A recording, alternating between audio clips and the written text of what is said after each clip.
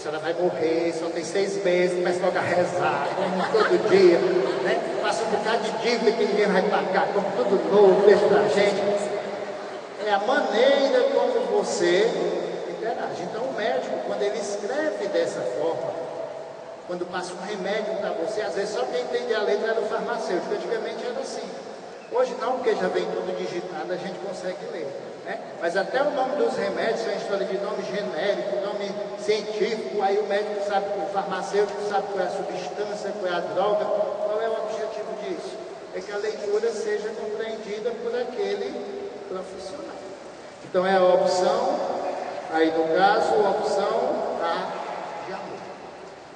Vamos para a questão 27. Uma questão 27, não, habilidade 27, questão 6. A questãozinha muito importante para o Enem. Essa habilidade 27, gente, é uma habilidade que fala da correção gramatical. Veja, reconhecer o uso da norma padrão da língua portuguesa nas diferentes situações de comunicação. Como é que eu falo corretamente? Por sinal, lá no Face, eu vou colocar para vocês, essa semana saíram dicas de algumas áreas, e uma das dicas foi a minha de português, em que eu explico o hífen, de acordo com o novo acordo ortográfico, a acentuação dos ditomos abertos, e a regrinha que eu dei no nosso último encontro, de estar com acento, estar com R, aquela brincadeirazinha do pirulito e pirulitar. Então saiu o Brasil todinho e eu vou colocar no Facebook para vocês, o nome de dicas de português, tá certo? Mas veja aí, liberdade que toma o poeta, algumas vezes, de transgredir as normas da poética ou da gramática. Vocês sabem de que ele está falando aí? Que liberdade é essa que o poeta tem, o cantor tem quando faz a sua música? Como é o nome? Licença poética. O que é a licença poética? É a liberdade que o autor tem de escrever o texto dele da forma como ele quiser. Às vezes ele usa uma linguagem bem simples para mostrar a linguagem do homem do campo. Às vezes ele usa uma linguagem bem sofrida para mostrar o sofrimento.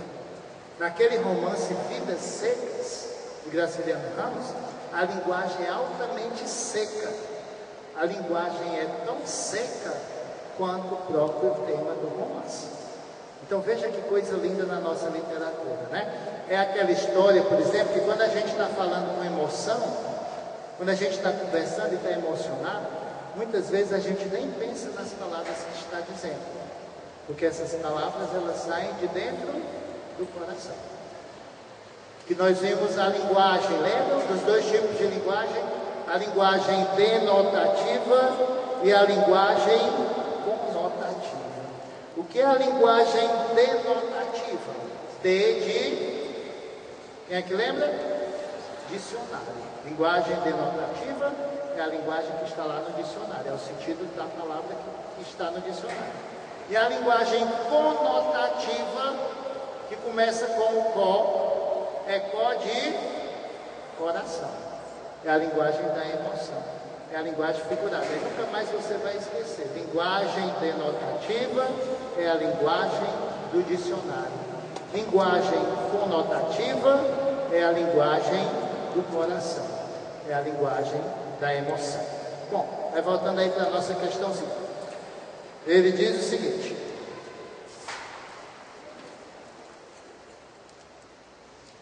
liberdade que toma o poeta algumas vezes de transgredir as normas da poética ou da gramática.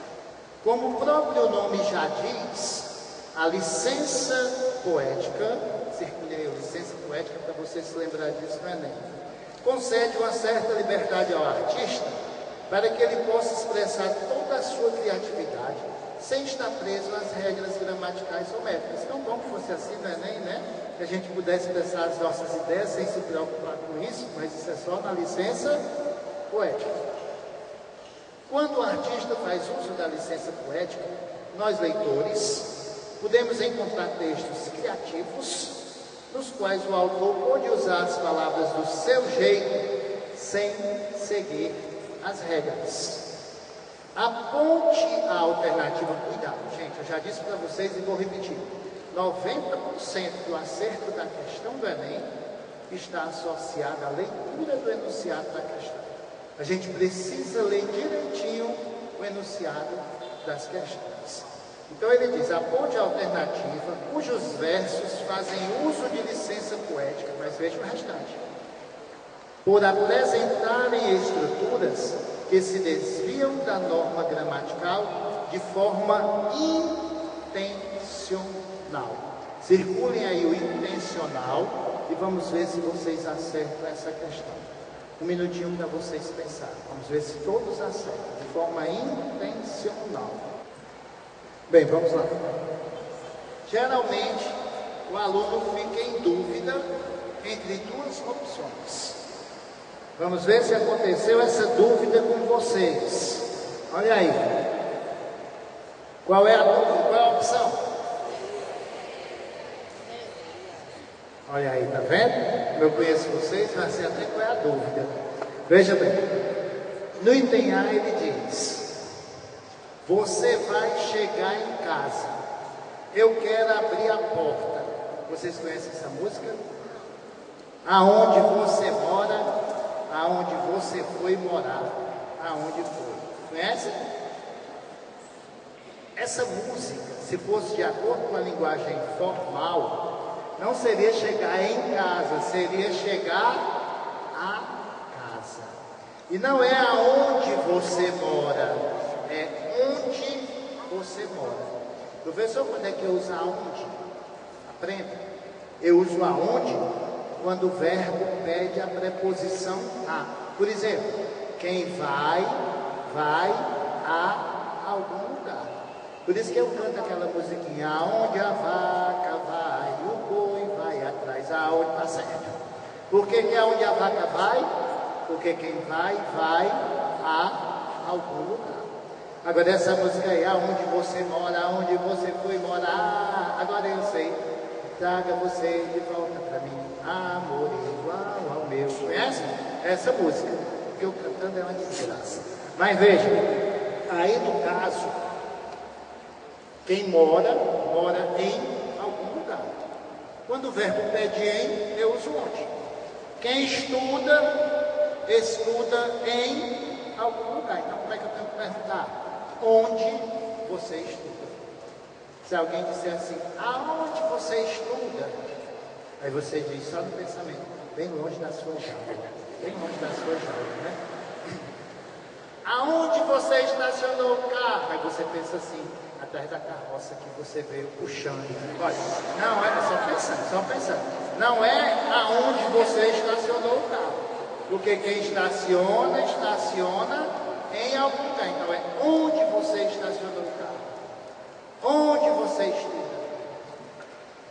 Agora eu pergunto, quem vai comer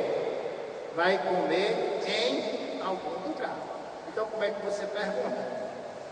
Onde nós vamos comer hoje? Se a pessoa dizer, aonde nós vamos comer hoje? Aí você diz, aonde vem ração?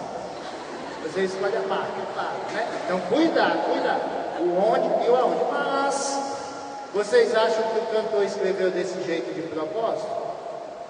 Não foi de propósito. Foi porque ele não assistiu às nossas aulas. Ele não sabia usar o onde. Ele falou de maneira informal.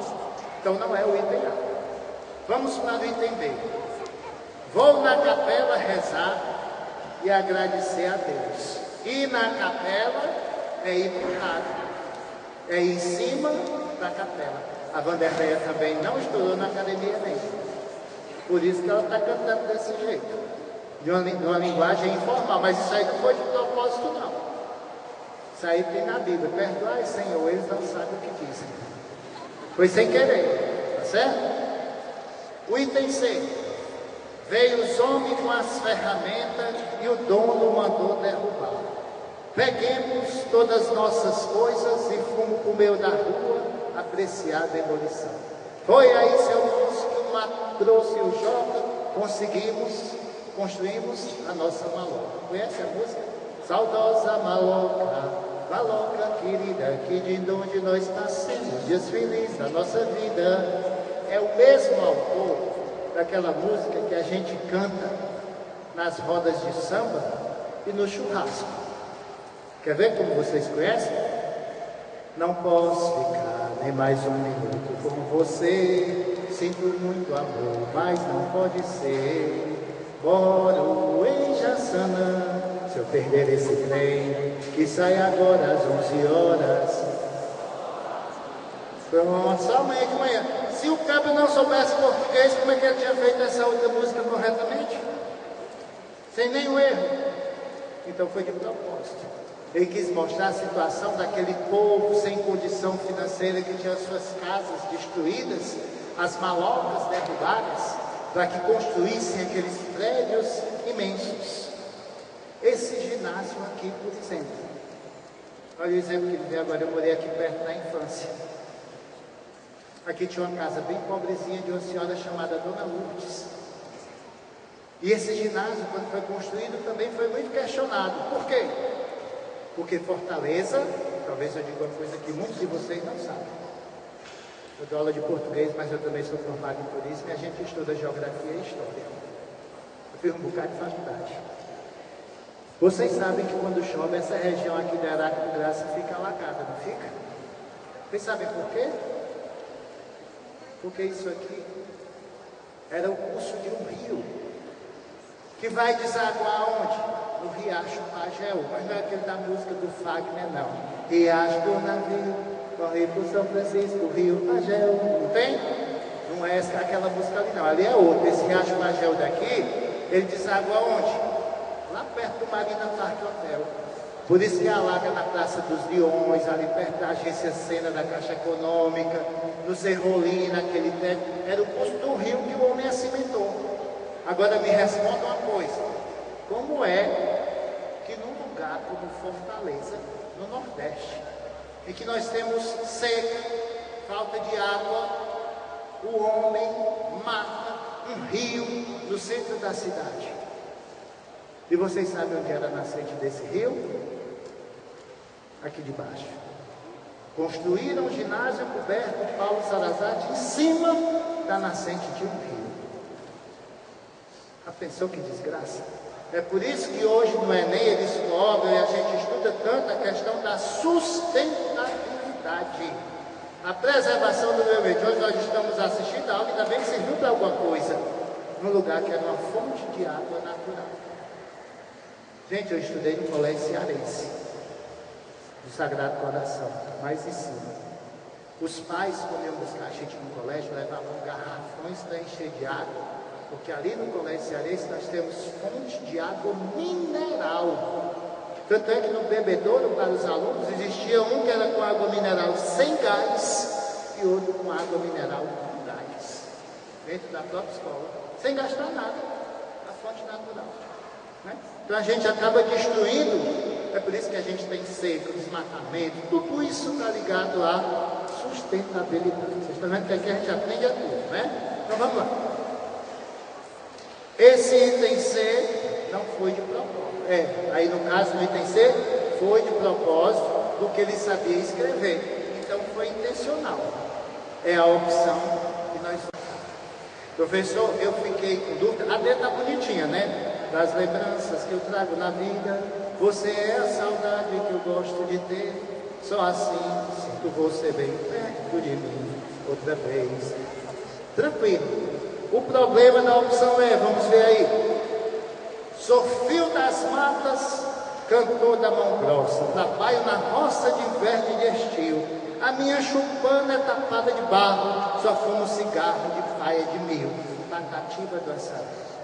Aí o Enem quer que a gente tenha também um conhecimento de mundo. E o que é que a gente precisa saber a respeito de Patativa do Assaré? Que ele era analfabeto. Então ele não escreveu assim porque ele quis. Ele escreveu assim por uma limitação do conhecimento. E não foi nem ele que escreveu. Você sabe como era que ele fazia? Ele dizia os versos e a filha dele é que anotava. Também naquela época não havia globalização, não havia muitas possibilidades. e ela não escrevia bem. Então foi a opção C. Vamos para a próxima.